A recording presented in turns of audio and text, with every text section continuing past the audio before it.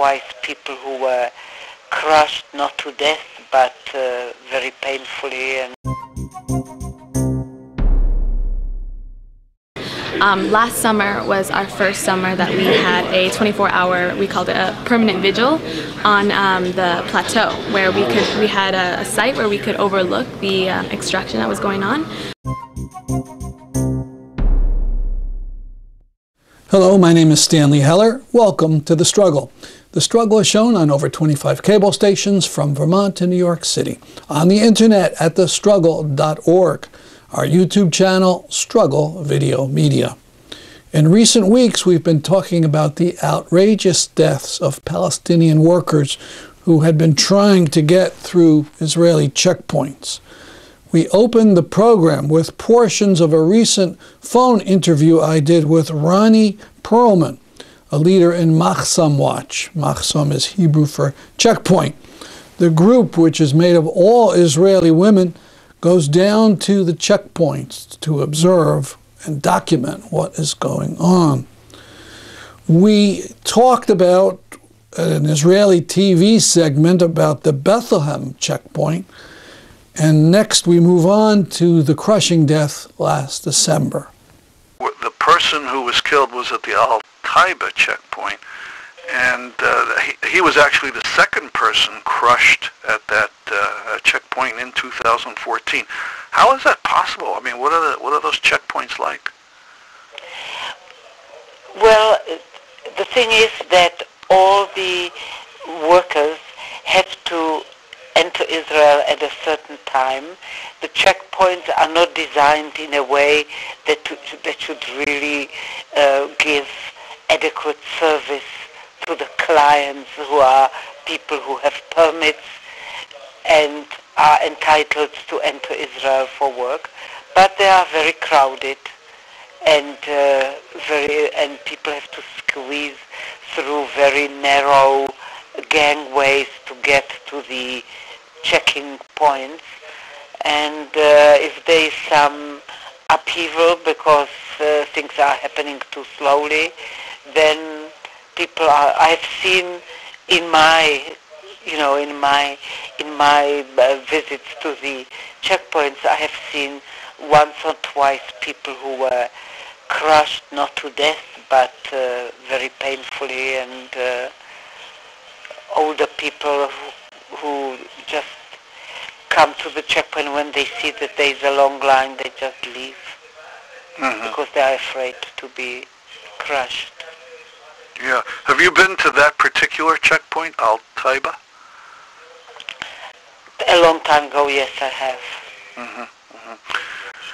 But I know what it looks like. I mean, the picture that we have looks like just a big cage. Yes, and then there are pictures, you also have pictures of Ramallah, and then you have to consider how come that the checkpoint, which is between Jerusalem and Ramallah, where every journalist who comes to cover the conflict comes to Jerusalem and goes through the checkpoint. Why is it so?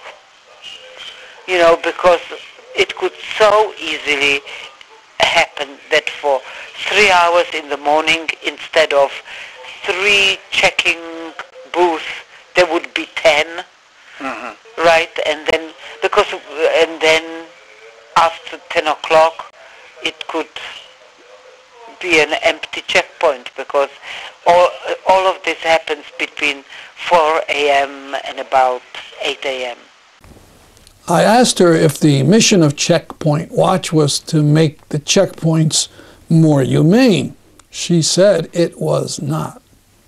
We are extremely, extremely aware that we are some kind of fig leaf for the occupation, because the military can say we are the most democratic country.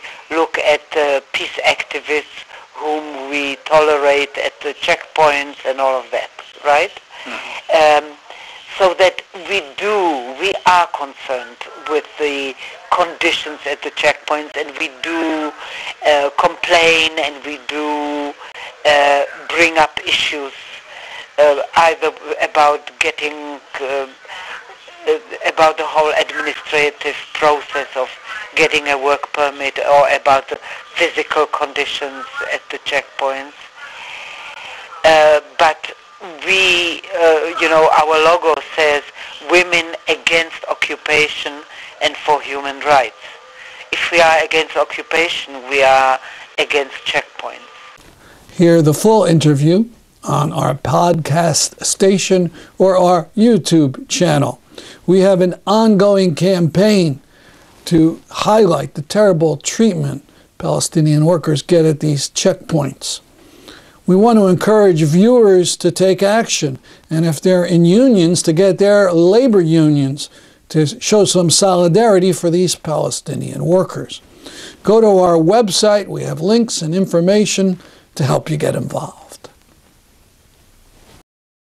January 25th should have been a joyful day of remembrance of the revolution in 2011 in Egypt. However, the al-Sisi regime marked that day this year by killing 18 Egyptians who would not keep their mouths shut, including Shamaya al-Sabash, a leading member of the Socialist Popular Alliance Party. She was on her way to lay a wreath and was shot in the back with birdshot, and she perished of her injuries. To talk about Egypt, we have more coverage of the conference at the University of Bridgeport last fall. And so first I'd like to introduce Nakla Nasser, who's a French-Egyptian activist and Rabaa witness and also spokesperson for Egyptians Abroad for Democracy Worldwide.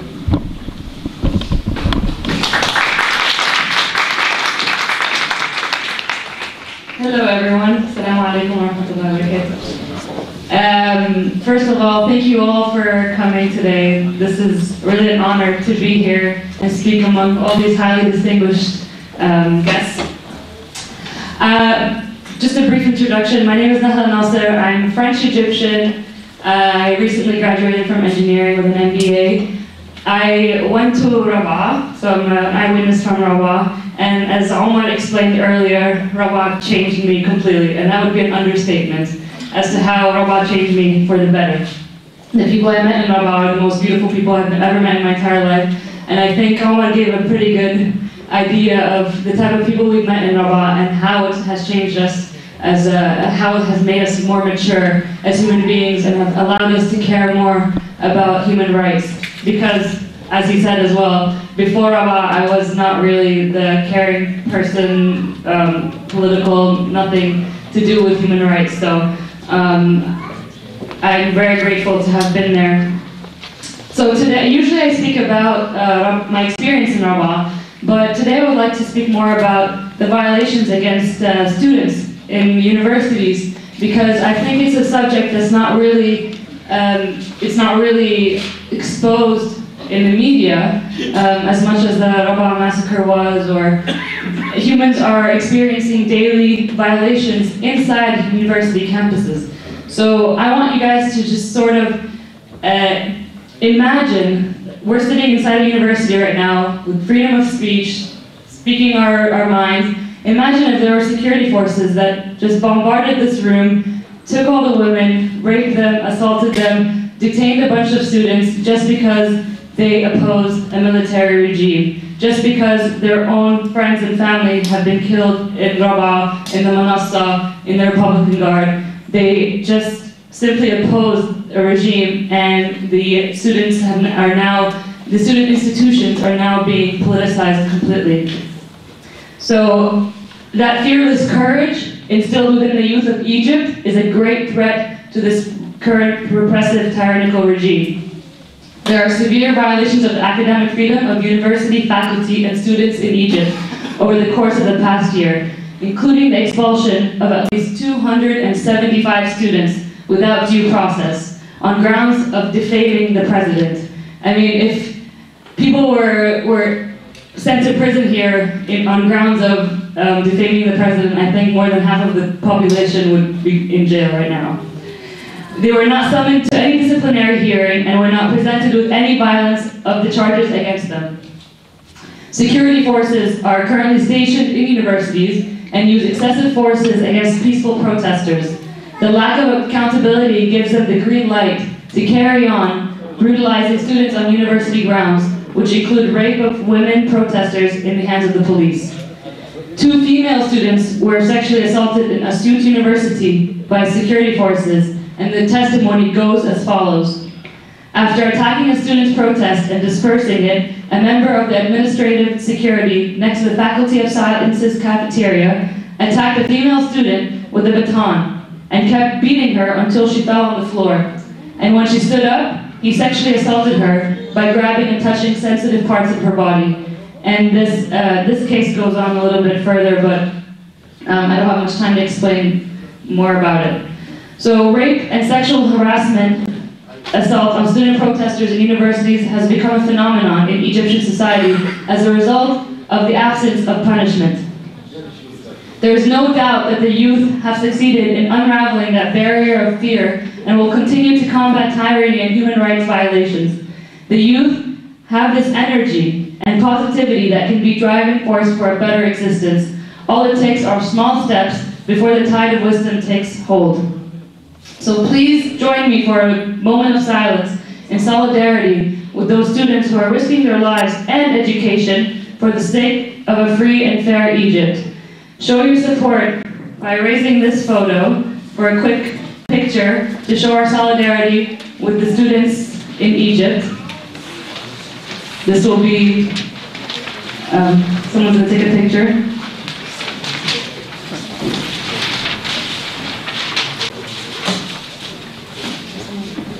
Our last speaker is Mahmoud Nasser. He's a French-Egyptian student, or evidently just graduated a week or 2 ago, student and Rabbi witness. Imagine if 2 people are having a political debate between one another, and all of a sudden both or one of them is arrested because they said something that did not please the government. This is exactly what's happening in Egypt today. You know, basic human rights such as freedom of speech and freedom of opinion are really non-existent. You know, you can't even have a political debate between another person lest somebody arrests you on the spot. You're not even allowed to utter a single word about the regime. Anything negative in any sense would get you arrested. And you know, some of these things don't only happen to university students. There was also a case of a middle school student, bear with me, the middle school student who had the Rab'a logo, which is the 4 fingers that you see around you, a sticker on his ruler. And he was arrested from the school, and who was the one that called the police on him? It was none other than the principal of the school. Just to show you the extent that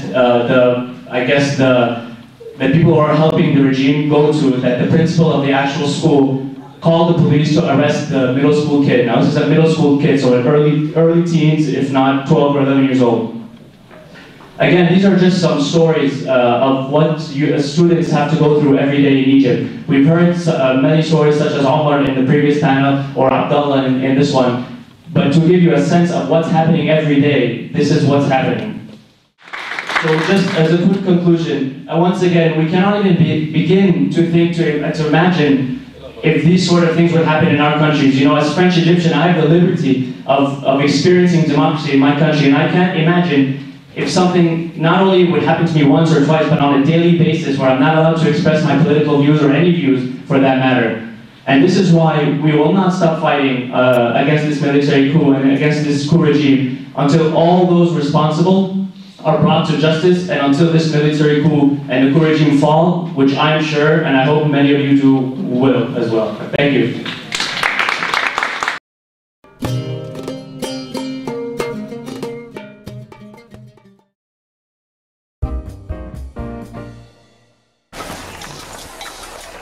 Last September, there was an immense march of 400,000 in New York City to demand action to limit climate change.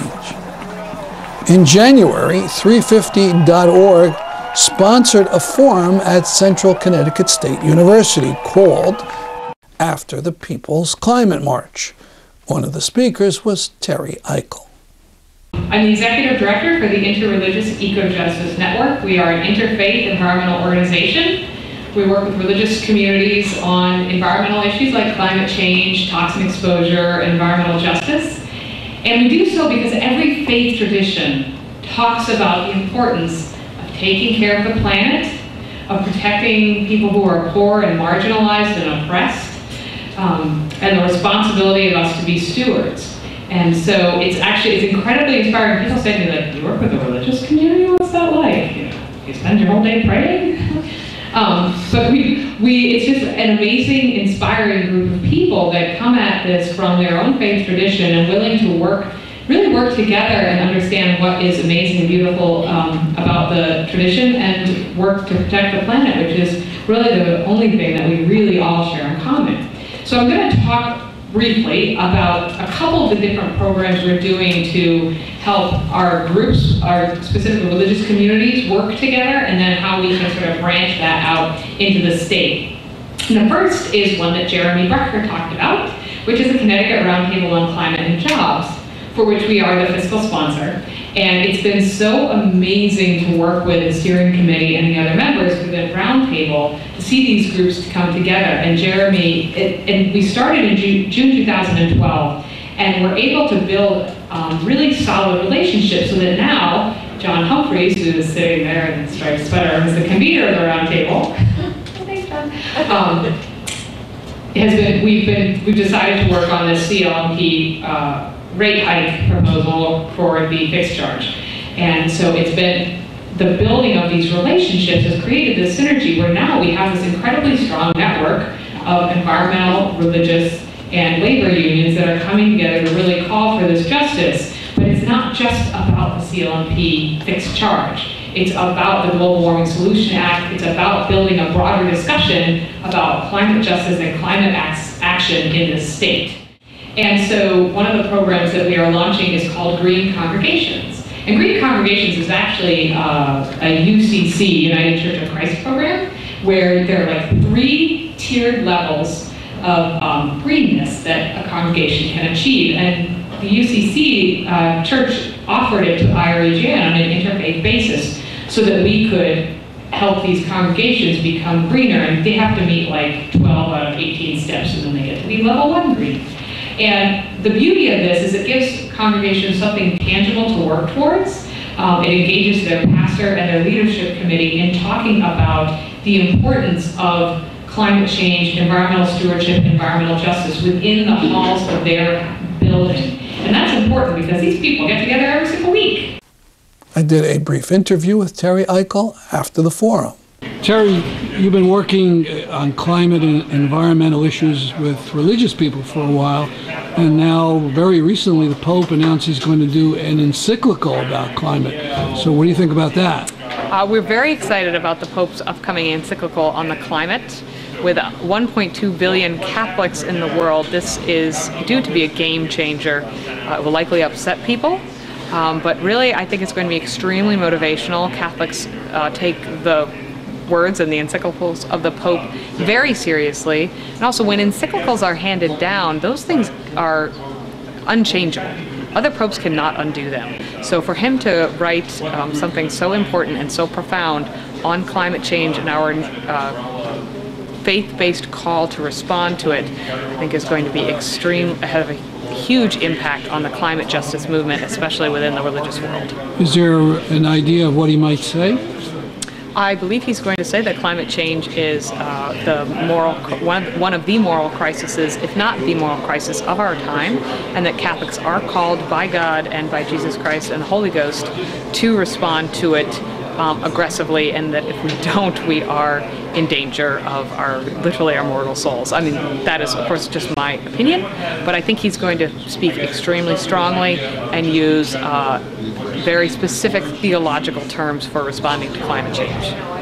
And in your talk today, you said that going into various congregations, people respond to economic arguments, but the religious arguments, since that's the motivation for them being in that room, seems to really put the light in their eyes, to quote you. I have found that working with religious communities, a lot of times you sort of use economic concerns as a starting point. You know, people are looking to save money, they're looking to save energy, and that's how you can sometimes get in the door. But when you really want a profound sort of sea change, paradigm shift in their thinking to occur, you have to go to the book of scripture that their faith tradition uses. And when you do that, then you see this really deep-rooted change in how they behave, the choices that they make.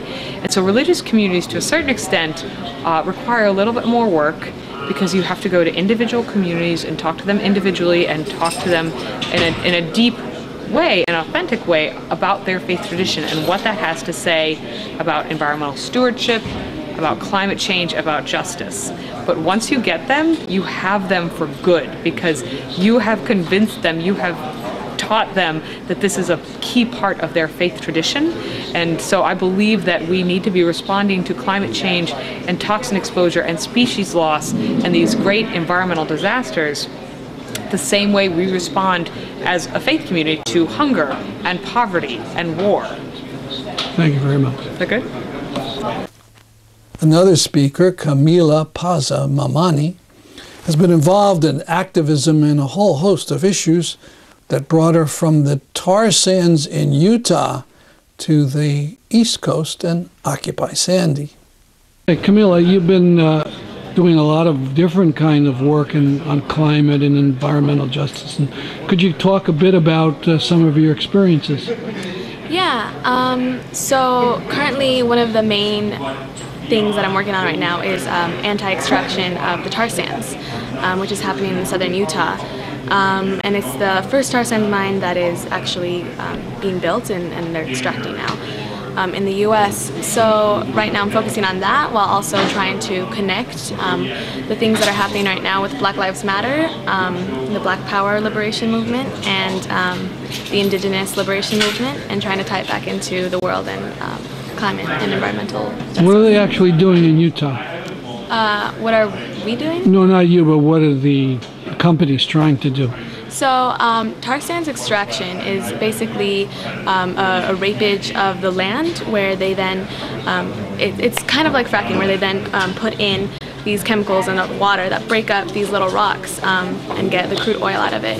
So that's what they're doing to the Book Cliffs, destroying all of this natural beauty where thousands of different species live, and then they're then transporting it up to the oil refinery, which is in Salt Lake City, on the west side of the highway, which is where poor people and black people and brown people live, and then gives them health problems where they're refining this oil.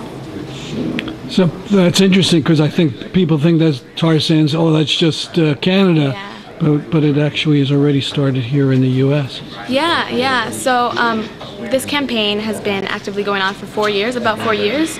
Last summer was our first summer that we had a 24-hour, we called it a permanent vigil, on the plateau, where we had a site where we could overlook the extraction that was going on. And they're getting ready for it extracting. And we invited different community members, different people from California, different land defenders from across the country to come, learn about tar sands, and plug in and throw down and put their bodies on the line if they were interested in doing that. What about First Nations, Indian nations? Are they in that area? Are they affected? Yeah, so this Paiute, it's Paiute territory, and there are a lot of Paiutes that are developing in the analysis and reclaiming the land. And one of the big things that we're moving forward is no tar sands extraction on stolen land. So that's definitely one of the bottom lines that we're trying to push. Now, another campaign in a quite different place is Occupy Sandy. Mm-hmm. Could you tell us, what does Sandy, the big hurricane, have to do with your work? Yeah, so I started pretty young, realizing that a lot of the oppressions that I was facing and a lot of the oppressions that I saw my friends facing are all connected to some extent. After the hurricane, I flew out to New York, and that's when I began to do work in Far Rockaway, which is a peninsula that in the 40s they put poor black people and old people on this peninsula as a way to kind of keep them away from the city and just keep them like controlled, I guess. So that peninsula is now holds 80% of Queens housing, and on a tiny peninsula. And so once the hurricane hit, disaster capitalism quickly started acting up, and they used that as an excuse to start building condos and luxury apartments, and displacing family members and senior centers from their homes. So that's, sorry, what was the question? So how does Occupy Sandy get involved in that? What are they? They're fighting this redevelopment? Yeah. So the role that Occupy Sandy played was because Far Rockaway was so scattered around, it was able to welcome outsiders in a rough community that doesn't normally welcome outsiders because they've been jaded over and over again. So a lot of outsiders came in and started just doing basic mutual aid and implementing these programs and showing the community members that they can also survive because they have all the answers and all of the knowledge in their community. So currently one of the biggest things that's happening as long-term recovery from Hurricane Sandy, because there's still a lot of recovery that needs to happen. So currently cooperatives are like the main focus for a lot of hurricane victims, and so now they're developing their own cooperatives where once the storm destroyed their businesses or destroyed their places of employment, they decided that they have the answers and are starting to form cooperatives. So now we have 6 cooperatives that have come out of Hurricane Sandy. Thank you very much. Yeah, thank you. Please note we're trying to get most of our climate videos all on one page. Just go to thestruggle.org/climate.htm. Before I go, I just want to mention that after each show's end, we have a new cartoon or a meme. I hope you like them. That's our program for today. See you next week at this time. I'm Stanley Heller, and this is The Struggle.